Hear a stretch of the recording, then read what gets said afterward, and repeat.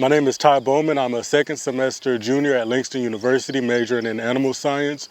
My project is over a tomato study. There's 3 parts. There's a greenhouse, a high tunnel, and field production.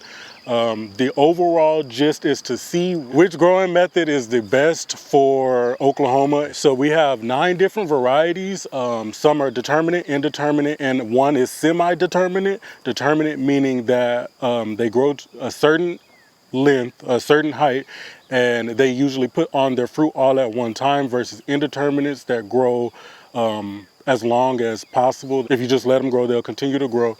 Okay, so we have both cherry tomatoes and slicing tomatoes. So far, the cherry tomatoes produce, of course, the most fruit, and they've produced the best tasting fruit so far, but that's because they've grown at a much faster rate versus some of our bigger slicing tomatoes that have not had the growth yet. We have not harvested most of them. The data taken from this test at the end will be compared to the tomatoes grown in the high tunnel and the greenhouse as well, to show which ones have the best yield, lycopene content, nutritional value, and quality for market production.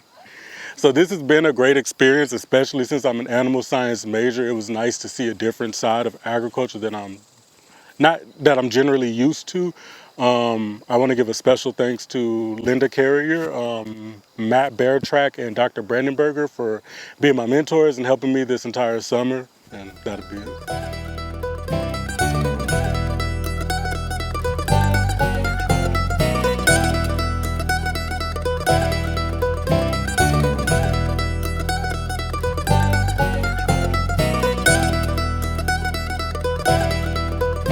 We hope you enjoyed this video. It's part of our Oklahoma Gardening YouTube channel. You can also find even more videos on our OK Gardening Classics YouTube channel. And join us on social media for great gardening tips, photos, and discussion.